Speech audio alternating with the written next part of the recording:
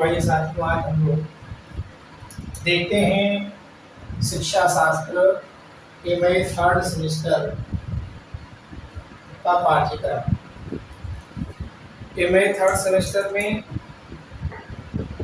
जो पाठ्यक्रम हमें निर्धारित किया गया है, जो सिलेबस है, उसमें कुल 4 पेपर हैं, जिसमें प्रथम प्रश्न पत्र या पहला पेपर हमारा है शिक्षा में निर्देशन एवं परामर्श।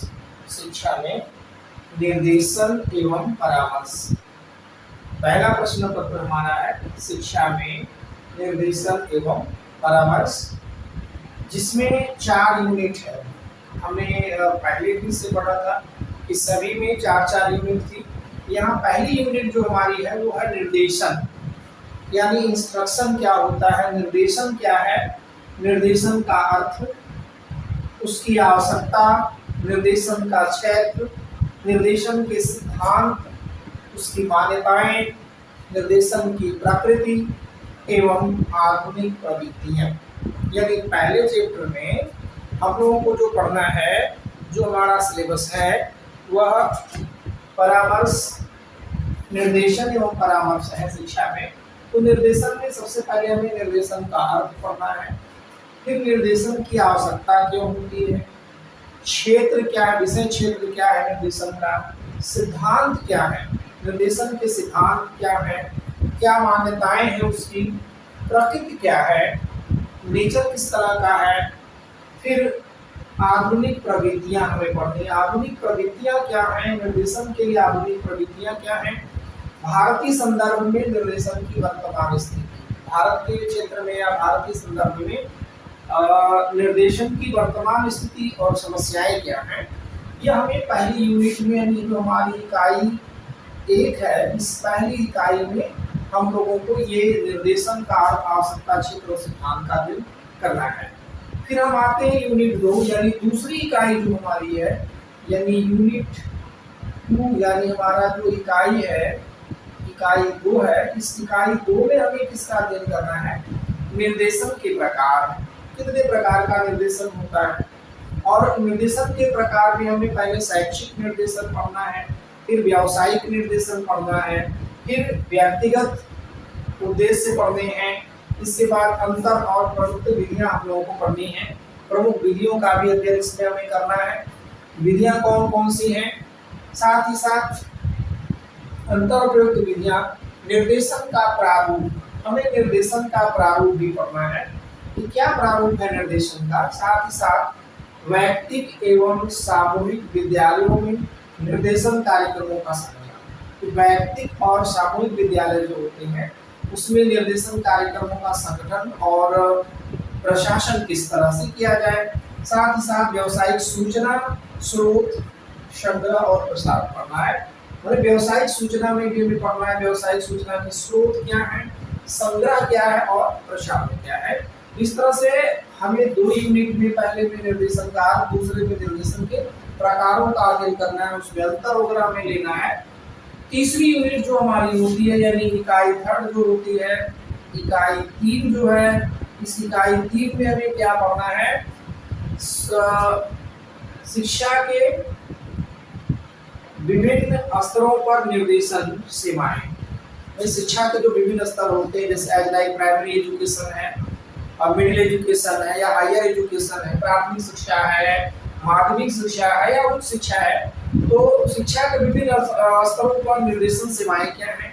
इसके बाद निर्देशन सेवाओं का प्रकार क्या होता है, हमें इनके प्रकार का अध्ययन भी करना है, जिसमें सूचना सेवा पढ़ना है, हमें व्यक्तिगत सूचना संग्रह, फिर व्यावसायिक सूचना संग्रह एवं प्रसारण पढ़ना है। तो तीसरी यूनिट हमारी शिक्षा के विभिन्न स्तरों पर निर्देशन सेवाओं का अध्ययन है। चौथी यूनिट हमारा परामर्श है, जिसमें हमें परामर्श का अर्थ पढ़ना है, परामर्श क्या है, परामर्श का क्या अर्थ होता है, सिद्धांत पढ़ने हैं, उसके सोपान यानी चरण पढ़ने हैं, सिद्धांत क्या है, सोपान यानी इसके चरण क्या होते हैं, इसकी प्रकृति क्या है, परामर्श की प्रक्रिया तथा अच्छे परामर्श की विशेषताएं पढ़नी है। एक अच्छे परामर्श में कौन कौन सी विशेषताएं होनी चाहिए। फिर हमें परामर्श के प्रकार पढ़ने हैं, जिसमें निदेशात्मक परामर्श है, अनिर्देशात्मक परामर्श है और संकलनात्मक परामर्श इसमें अर्थ और प्रकृति पढ़नी है। तो इस तरह से हमें थर्ड सेमेस्टर में जो हमारा पाठ्यक्रम है वो पाठ्यक्रम, आइए देखते हैं द्वितीय प्रश्न पत्र को। पाठ्यक्रम में हमारा जो दूसरा पेपर है वो है समावेशी शिक्षा।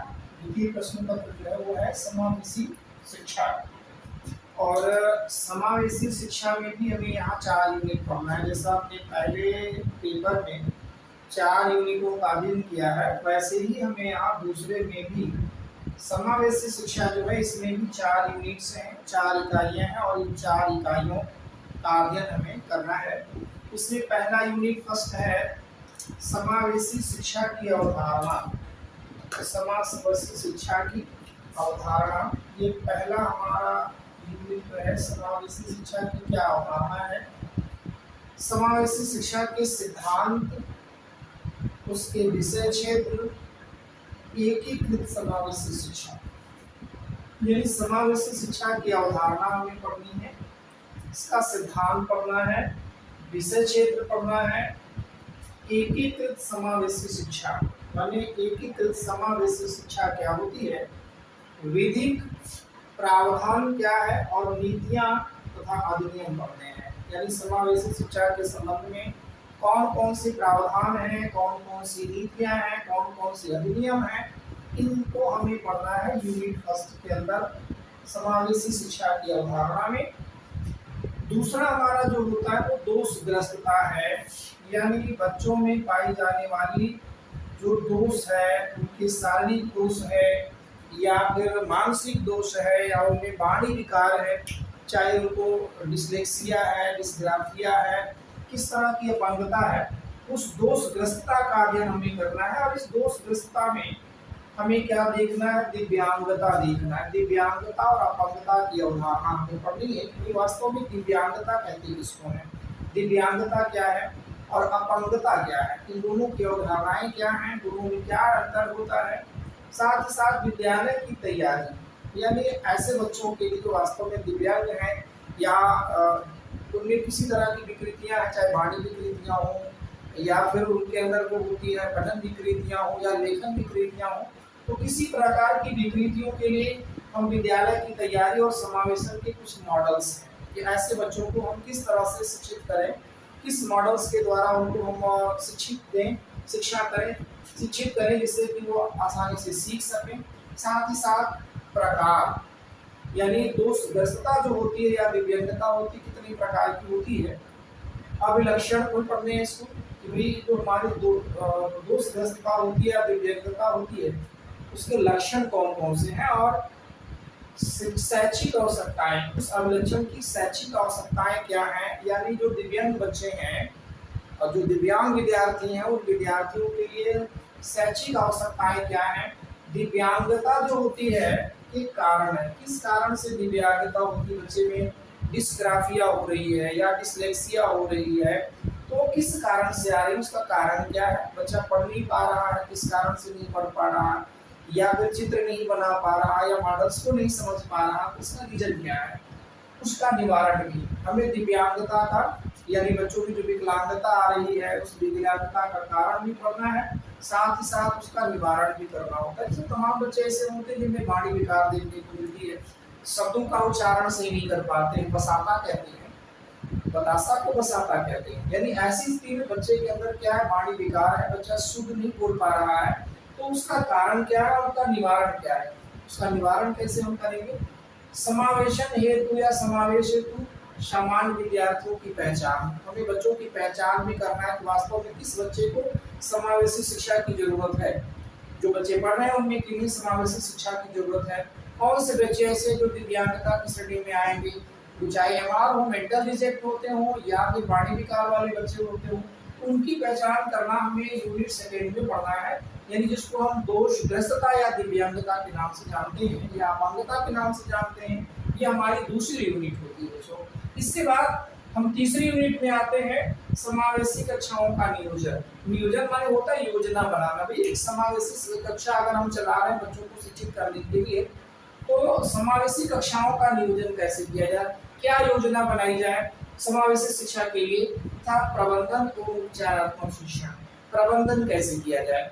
समावेशी कक्षाओं का प्रबंधन कैसे किया जाए, साथ ही साथ उपचारात्मक शिक्षण दिया जाए, यानी ऐसे बच्चे जिन्हें वाणी विकृतियां हैं तो हम उनको उपचारात्मक शिक्षा के माध्यम से इस दिव्यांगता को या इस अपंगता को हम दूर कर सकते हैं। निशक्त व्यक्तित्व अध्ययन, बच्चों का जो निशक्त व्यक्तित्व है, व्यक्तित्व में क्यों निशक्तता आ गई है, इसका अध्ययन करना। इसके अंतर्गत हमें अधिनियम 1995 पढ़ना है, राष्ट्रीय शिक्षा नीति या राष्ट्रीय नीति 2006 पढ़नी है, और फिर भारतीय पुनर्वास परिषद अधिनियम 1992। इन 3 परिषदों का अध्ययन करना है, हमें 3 नीतियों का अध्ययन करना है यहाँ। फिर चौथी यूनिट हमारी है वो है समावेशी शिक्षा में बाधक तत्व, यानी कौन कौन से ऐसे फैक्टर हैं जो इफेक्ट डालते हैं, कौन कौन से ऐसे कारक हैं जो समावेशी शिक्षा को प्रभावित कर सकते हैं, बाधा उत्पन्न लाते हैं। और भारत में समावेशी शिक्षा की स्थिति, वास्तव में भारत में समावेशी शिक्षा की स्थिति क्या है, वर्तमान समय में भारत में समावेशी शिक्षा किस तरह से दी जा रही है, भारत में समावेशी शिक्षा के क्षेत्र में शोध प्रवृत्तियां, और साथ ही साथ भारत में समावेशी शिक्षा के क्षेत्र में कौन कौन सी शोध प्रवृत्तियां अपनाई जा रही हैं। तो इस तरह से हमारा द्वितीय प्रश्न पत्र जो समावेशी शिक्षा का है। समावेशी शिक्षा क्या होती है, हमें पहले समावेशी शिक्षा की अवधारणा पढ़नी है, यानी प्रत्यय हमें लेना है, समझना है कि वास्तव में समावेशी शिक्षा कहते किसको हैं, इसके सिद्धांत क्या है, किन सिद्धांतों के तहत समावेशी शिक्षा दी जाती है, इसका विषय क्षेत्र क्या है, कौन कौन से विषय क्षेत्र हैं, किन विषयों में ये आती है, एकीकृत समावेशी शिक्षा क्या है, एकीकृत जो समावेशी शिक्षा क्या है, इसमें विधिक प्रावधान क्या होते हैं, और नीतियां और अधिनियम क्या होते हैं, यह हम पहली यूनिट के अंतर्गत पढ़ेंगे समावेशी शिक्षा में। और दूसरा जो हमारा होता है उसमें पढ़ना दोषग्रस्तता, यानी कुल मिलाकर के अपंगता जिसको हम कहेंगे, जिसमें दिव्यांगता है, और वर्तमान समय में बच्चों को दिव्यांग कहा जा रहा है, तो दिव्यांगता और अपंगता की अवधारणाएं पढ़नी है। साथ ही विद्यालय की तैयारी और समावेशन के मॉडल्स, एक समावेशी शिक्षा देने के लिए, एक दिव्यांग बच्चे को समावेशी शिक्षा देने के लिए किस प्रकार शिक्षण की व्यवस्था की जाए, विद्यालय की शैक्षिक परिवेश कैसे किए जाएं, साथ ही साथ समावेशन के लिए कुछ मॉडल्स होते हैं, कुछ मॉडल्स तैयार किए जाते हैं, वो मॉडल्स कौन कौन से हैं, साथ ही साथ प्रकार हमें पढ़ना है, यानी दोषग्रस्तता के प्रकार भी हमें पढ़ना है कि दोषग्रस्तता कितने प्रकार की होती है, उनके अभिलक्षण और शैक्षिक आवश्यकताएं, मतलब दोषग्रस्तता के लक्षण क्या है। जैसे दोषग्रस्तता के प्रकार में भी हमने कहा है डिस्लेक्सिया बच्चे को हो सकती है, डिस्ग्राफिया हो सकती है, ठीक है, ये परिस्थितियां हो सकती है, या बच्चा मेंटल रूप से प्रभावित हो सकता है, तो इसके अभिलक्षण और तैयारी की आवश्यकताएं हैं कि इनको शैक्षिक आवश्यकताएं क्या हैं, दिव्यांगता के कारण क्या है, बच्चे में किस कारण से दिव्यांगता आई है एवं उसका निवारण हम कैसे कर सकते हैं। साथ ही समावेश हेतु असामान्य विद्यार्थियों की पहचान, कौन से ऐसे विद्यार्थी हैं जो असामान्य हैं, जिनके लिए जरूरी है समावेशी शिक्षा। तीसरी यूनिट हमारी है समावेशी कक्षाओं का नियोजन। भाई एक समावेशी, अगर हम एक समावेशी शिक्षा या कक्षा का निर्माण कर रहे हैं तो उसके लिए हम योजना क्या बनाएंगे, नियोजन मतलब योजना, तैयारी, प्रबंधन उसका, इसके बाद उपचारात्मक शिक्षण, किसी बच्चे में अगर इस तरह की समस्या है तो उसको किस तरह से हम उपचारात्मक शिक्षण के माध्यम से शिक्षा देंगे। साथ ही साथ निशक्त व्यक्तित्व अध्ययन, निशक्त व्यक्तित्व क्या है बच्चे का, उसका अध्ययन करना, और अधिनियम पढ़ने हैं 3, अधिनियम 1995, राष्ट्रीय नीति 2006, भारतीय पुनर्वास परिषद अधिनियम 1992, और फिर चौथी यूनिट हमारी है समावेशी शिक्षा में बाधक तत्व, जिसमें भारत में समावेशी शिक्षा की स्थिति, भारत में समावेशी शिक्षा के क्षेत्र में शोध प्रवृत्तियां हैं। तो इस तरह से आज हम लोगों ने देखा इसमें 2 पेपर, थर्ड सेमेस्टर के 2 पेपरों का सिलेबस हमने देखा कि पहला हमारा जो था शिक्षा में निर्देशन और परामर्श था, और दूसरे में हम लोग पढ़ रहे हैं समावेशी शिक्षा। अब 2 और भी पेपर्स हैं जिनको हम अगली वीडियो में आपको देंगे, तो दोनों की अवधारणाएं या दोनों के पाठ्यक्रम किस तरह के हैं।